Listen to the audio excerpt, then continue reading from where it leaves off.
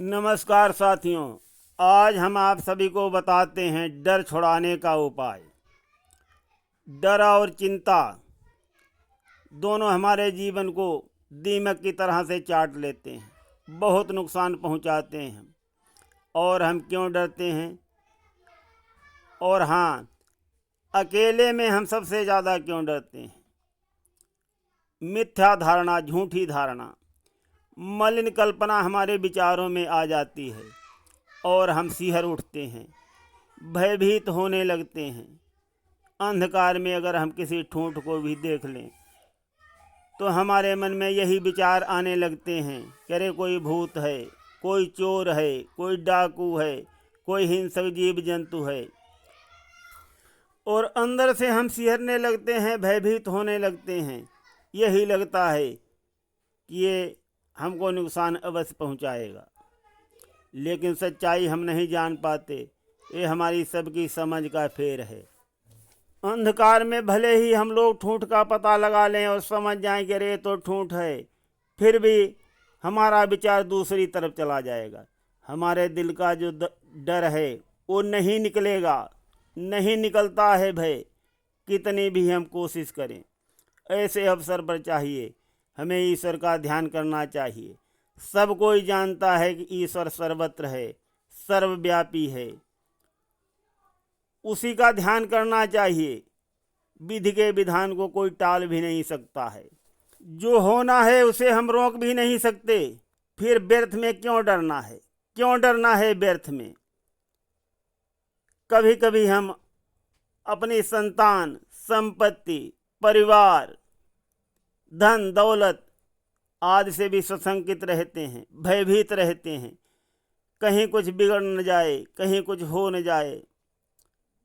किंतु जब होता है तब हम रोक भी नहीं पाते, कुछ नहीं कर पाते। तो हमें चिंता और भय क्यों करना चाहिए? नहीं करना चाहिए। कभी कभी डरे भी सताता है कि हमारा समाज में बहुत प्रभुत्व है, बहुत इज्जत है, बहुत मान सम्मान है, बहुत हमारा धन वैभव है, यश कीर्ति है, कहीं कोई छीन न ले। ये भी डर सताता है। ये भी जब होना होगा उसको कोई रोक नहीं सकता, जब होता है तब कोई रोक भी नहीं पाता। तो इसलिए भी क्यों डरना? क्यों डरना? फिर बारी आती है कि हमारा सुंदर शरीर है, कहीं ये खराब न हो जाए, कहीं फोड़ा न हो जाए, फुंसी न हो जाए, कहीं दाग न पड़ जाए, बीमारी ना आ जाए। इससे भी हम लोग बहुत परेशान रहते हैं, चिंतित रहते हैं, भयभीत भी रहते हैं। और अंत में मृत्यु का जो भय है वो तो सबसे बड़ा होता है। सबको डर लगता है, चाहे कोई जितना भी बड़ा हो, जितना भी ज्ञानी हो, महात्मा हो, संत हो, साधु हो, इससे कोई अछूता भी नहीं और इससे कोई निडर भी नहीं। सब डरते हैं मृत्यु को। साथियों, इन सभी भयों से बचने के लिए हम लाखों यत्न करते हैं, प्रयास करते हैं और एड़ी से लेकर के चोटी तक का जोर लगा देते हैं। किंतु ये आते अवश्य हैं, अवश्य आते, इन्हें कोई रोक नहीं पाता।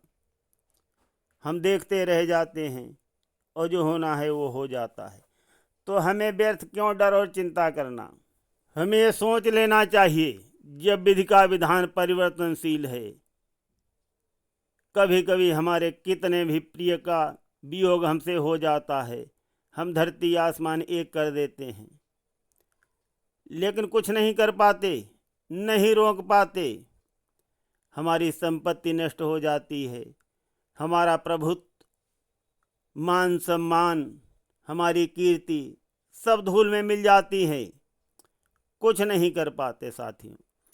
परंतु जो हमारे दिल में धक्का लगता है तब हम क्या सोचते हैं, क्या हमारे मन में विचार आते हैं, वो भी सुनिए।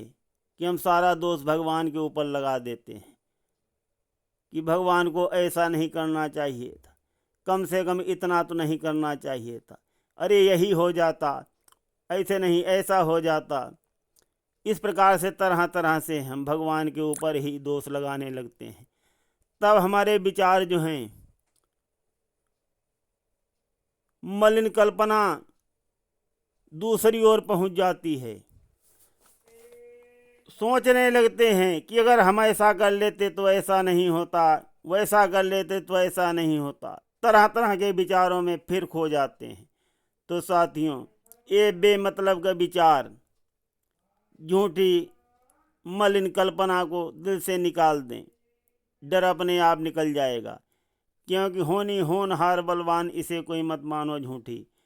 जब कोई ऐसा अवसर आएगा तब हम कुछ नहीं कर सकते, न कुछ कर पाए हैं न कुछ कर पाएंगे। जब हमारे सामने सभी उदाहरण ऐसे आ रहे हैं कि हमें व्यर्थ नहीं डरना चाहिए। क्यों डरें? पत्नी, बच्चे, धन संपत्ति, मान सम्मान, प्रभुत्व, ये सब ईश्वर की माया है जो संसार को अपने चकाचौंध में नचा रही है।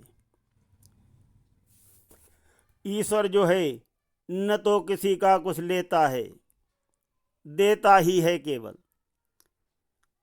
जब माया की मलिन परत प्राणियों के दिलों में जम जाती है, तब ईश्वर का विधि का विधान जो है, परमात्मा हमसे वो चीज़ ले लेता है और पुराना लेकर के हमें नया वापस कर देता है। धन दौलत से 15 दोष उत्पन्न होते हैं, वही हमें डराते हैं और फंसाते हैं, किंतु हमारी समझ का फेर है और सच्चाई हम समझ ही नहीं पाते। साथियों, कभी जीवन में डरना नहीं चाहिए, दिल में भय नहीं लाना चाहिए। अब धन दौलत के जो 15 दोष हैं वो हम आपको बताते हैं।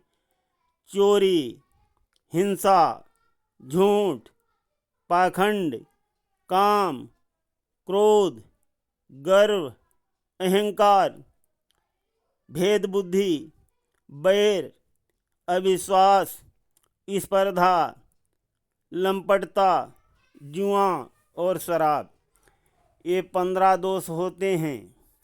और यही 15 दोष जो हैं हमारे विचार जो है भय की तरफ ले जाते हैं, हमें डराते हैं, हमें डर लगता है और ये डर हमारे अंदर से नहीं निकलता है। अगर इन हम 15 चीज़ों का त्याग कर दें तो हमें डर कभी नहीं सताएगा, कभी नहीं सताएगा। अब आप यहाँ पर ये मत सोचना कि धन तो केवल अमीरों के पास ही होता है।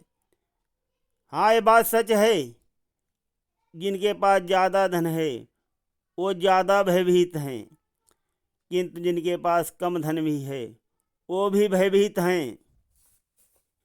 अब यहाँ पर हम कुछ उदाहरण के तौर पे बता भी देते हैं। मान लो जिसने चोरी किया है तो वो डर रहा है कहीं चोरी ओपन हो जाए। अमीर के पास, जिसके पास ज़्यादा धन है, वो सोच रहा है कहीं मेरा धन कोई चुरा न ले, छीन न ले, तो दोनों डर गए। हिंसा, अगर किसी को आपने मारा है तो आपको हमेशा डर लगा रहेगा कि बदला अवश्य लेगा, हमें भी कोई मार सकता है। झूठ, झूठ वाला डरता है कहीं हमारा झूठ खुल न जाए, सच्चाई सामने न आ जाए। पाखंड, पाखंड भी आदमी करता है, सोचता है कोई हमको परख न ले, जान न ले मैं क्या करता हूँ, अच्छा करता हूँ या पाखंड करता हूँ।